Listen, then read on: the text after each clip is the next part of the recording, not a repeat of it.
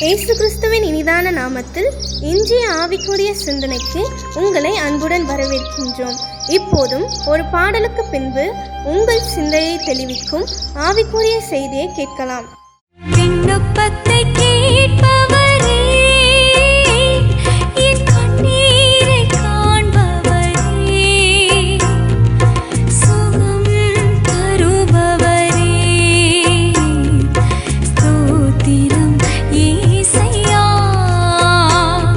என் விண்ணப்பத்தை கேட்பவரே, என் கண்ணீரை காண்பவரே, சுகம் தருபவரே, ஸ்தோத்திரம் இயேசையா. ஆண்டவர் இரட்சகராகிய இயேசுவின் இனிதான நாமத்தினால் இந்த ஆவிக்குரிய சிந்தனையை இந்த ஆடியோ மூலமாக கேட்கிற உங்கள் ஒவ்வொரு வாழ்த்துகிறேன். இந்த நாள் நம்ம செய்திக்கு நேராக கடந்து போகலாம். லூக்கா எழுதின சுவிசேஷம் 1 அதிகாரம் 13 வசனத்தை நான் வாசிக்கிறேன். தூதன் அவனை நோக்கி, சகரியாவை பயப்படாதே, உன் வேண்டுதல் கேட்கப்பட்டது. உன் மனைவியாகிய எலிசபெத் உனக்கு ஒரு குமாரனை பெறுவாள், அவனுக்கு யோவான் என்று பெயரிடுவாயாக. சகரியா ஆசிரிய ஊழியம் செய்து கொண்டிருக்கிறார்.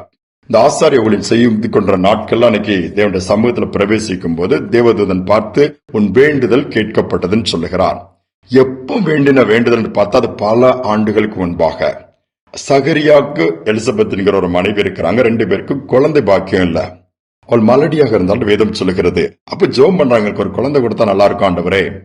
உடனே பதில் வரவே இல்லை. ஏனென்றால் காத்திருக்கிறாங்க. திருப்பி வயது ஆயிடுச்சு, அதை மறந்துட்டாங்க. ஆண்டவர் திருப்பி தூதன் மூலமா பேசுறார். உன் வேண்டுதல் கேட்கப்பட்டது. என்ன வேண்டுதல்? எப்போ செய்து? முன்னொரு காலத்தில் செய்த வேண்டுதல். இப்போ கற்பம் செத்து போன வயதான நாட்கள். ஆனா அதுல அந்த காரியத்தை நீங்க யோசித்து பாருங்க. சகரியாவுக்கு கூட நம்பிக்கை வரல. ஆனா ஆண்டோட வார்த்தை நிறைவேறுகிறது. அங்குதான் யோவான் ஸ்தானகன் வருகிறான். யோசித்து பாருங்க. ஜெபம் ஒருபோதும் சாவதில்லை. இன்னைக்கு அநேகர் நினைக்கிற ஜெபிக்கிறவர்கள் கூட மறித்து விடலாம், இந்த உலகத்தை விட்டு கடந்து போய் விடலாம். ஆனால் அவர்கள் ஜெபித்த ஜெபங்கள் ஒரு நாளும் மறிப்பதில்லை என்பதை நாம் மறந்துவிடக் கூடாது. சகரியா எலிசபெத் எப்பமோ ஜெபித்த ஜெபம் என் ஆண்டவர் அதற்கும் பதில் கொடுக்கிறார். வயதோ பலவீனமோ சூழ்நிலையோ என் ஆண்டவருடைய கிரியைகளுக்கு தடையாக நிற்கவே முடியாது. நீங்கள் நினைக்கலாம் வயதாகிவிட்டது, நீங்க நினைக்கலாம் பலவீனம் வந்து விட்டது, நீங்க நினைக்கலாம் இனி அவ்வளவுதான், இனி எல்லாமே மாறி போச்சு, எல்லாம் முடிஞ்சிருச்சுன்னோ. பட்ட மரத்தை கூட துளிர்க்க வைக்க முடியும். கற்பாறைகளிலிருந்து கூட நீரூற்ற வர வைக்க முடியும். அதற்கு செய்ய வேண்டியது ஒன்று நம்முடைய ஜெபம். நம்முடைய ஜெபத்திற்கு அவ்வளவு வல்லமை ஆண்டவர் வைத்திருக்கிறார். ஒருவேளை உங்கள் ஜெபம் முடிஞ்சு போச்சு, அவ்வளவுதான் கேட்கப்படாதோ, நீங்க வேணும் நினைக்கலாம். நீங்கள் ஏறெடுத்த ஆண்டவர்கிட்ட சொன்ன வார்த்தைகள், அந்த விண்ணப்பங்கள் சாவதில்லை.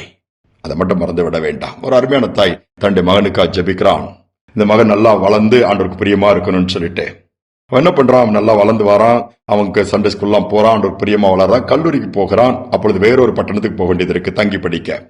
அப்போ அவன் கையில ஒரு பைபிளை கொடுத்து, இதை டெய்லி படிமா, ஆண்டோட வார்த்தையை நீ நினைச்சுக்கோ, எங்க இருந்தாலும் ஆண்டவர் கூட இருப்பான்னு சொல்லி ஜெபித்து அனுப்புகிறான். நானும் உனக்காக ஜெபிக்கிறேன். போனவன் தடம் மாறுகிறான், வாழ்க்கை மாறுகிறது. எல்லா கெட்ட பழக்கங்கள் வீட்டை மறந்து விட்டான். தாயை பார்க்க வருவதே இல்லை. நாட்கள் கடந்து அந்த தாயானால் ஜெபித்துக் கொண்டே இருக்கிறார்கள். ஒரு நாள் என் மகன் கண்டிப்பாக வருவான், அவனுடைய வாழ்க்கையை மாறும். ஏன்னா அவனுடைய வாழ்க்கையின் காரியங்களை கேட்கும்போது தாயின் உள்ளம் உடைகிறது. அவன் வேறு தூர பகுதியாய் போய்விட்டான். தேடியும் கண்டுபிடிக்க முடியவில்லை. இவன் கெட்ட பழக்கங்கள், போதைக்கு அடிமையாகி படிப்பையும் இன்கம்ப்ளீட் முடிக்க முடியாம அவன் எல்லாத்தையும் நாசமாக்கிட்டான். கையில அந்த பைபிள் மட்டும் இருக்குது.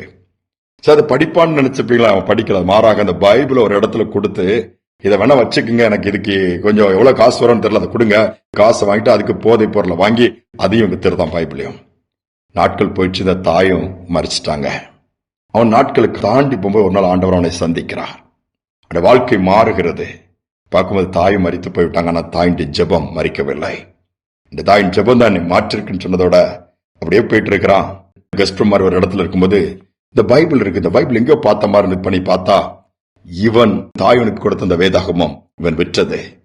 போய் கேட்கறான், எனக்கு எப்படியா கிடைக்குமாண்டு. அவனுக்கு கிடைக்கிறதை பெற்றுக்கொண்டு அதை வாசிக்கிறான். அவன் ஒரு பெரிய ஊழியக்காரனாய் மாறுகிறான். தாயின் ஜெபம், தாயுடைய வாழ்க்கை நாட்கள் முடிந்தாலும் இந்த ஜெபம் மாறவில்லை, முடியவில்லை, சாகவில்லை. அந்த மகனை கர்த்தருக்குள் கொண்டு வந்து பயன்படுத்தினது. இன்னைக்கு நாம நம்முடைய ஜெபத்தின் மேல எப்படி நம்பிக்கை வச்சிருக்கிறோம்? நாம எப்படி யோசிக்கிறோம்? இன்றைக்கு நீங்க ஜெபித்த ஜெபங்களை மறந்தாலும் நீங்களும் நானும் ஏறெடுத்த ஜெபத்தை கேட்கிறவர் அவர் மறக்கவே மாட்டார், பதில் கொடுப்பார். ஜெபிப்போம். அன்பின் தகப்பனே, இந்த புதிய நாளுக்காக மீண்டும் நன்றியோடுமை துதிக்கிறோம், ஸ்தோத்திரிக்கிறோம். எங்களை மறக்கிற தேவன் அல்லப்பா. தாய் மறந்தால் அவனை மறப்பதில்லைன்னு சொல்லியிருக்கீங்க. ஸ்திரீயானவள் தன் கற்பத்தின் பிள்ளைக்கு இறங்காமல் தன் பாலகனை மறப்பாளோ? அவள் மறந்தாலும் நான் உன்னை மறப்பதில்லை சொன்னது போல எங்கள் ஜெபத்தை நீ மறப்பதில்லை, கேட்காமல் அதை உதாசீனப்படுத்துவதில்லை, கேட்டு குறித்த காலத்தில் அதற்கு பதிலை கொடுத்து நீர் எங்களை நடத்துவதற்காக ஸ்தோத்திரம். அந்த நாளிலும் விண்ணப்பங்களை கேட்கவில்லையே, எல்லாம் போயிடுச்சு, அன்றைக்கு ஆண்டவர் அதை செய்திருந்தா நல்லா இருக்குமே, எல்லாத்தையும் இழந்து நிற்கிறேன்னு, எல்லாம் முடிஞ்சு போச்சு. நோ, அவளுக்கு மீண்டும் அவர் நம்பிக்கை கொடுங்க. என் ஆண்டவரால் சகலத்தை செய்ய முடியும்.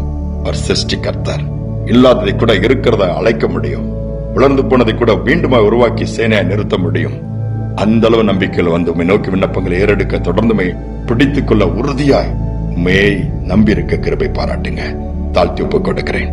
துதி கனமை மேலாமுக்கு செலுத்துகிறேன் இயேசுவின் நாமத்தில் பிதாவே, ஆமேன், ஆமேன். நம்முடைய ஜெபம் ஒரு நாளும் சாவதில்லை, அதற்கு ஜீவன் உண்டு. ஏனென்றால் அது ஆண்டவரிடம் சொல்லப்படுகிற வார்த்தைகள், அவரோடு பேசுகிற காரியம். அது அழியாது, மறையாது. தொடர்ந்து ஜெபிப்போம். கர்த்தர் நிச்சயமாகவே ஒரு நாள் அதற்கு பதிலை கொடுப்பார். சிந்தனையோடு நாளை தொடர்வோம். மீண்டும் நாளை தினம் சந்திப்போம். ஜெபம் கேட்டீரையா, ஜெயம் தந்தீரையா.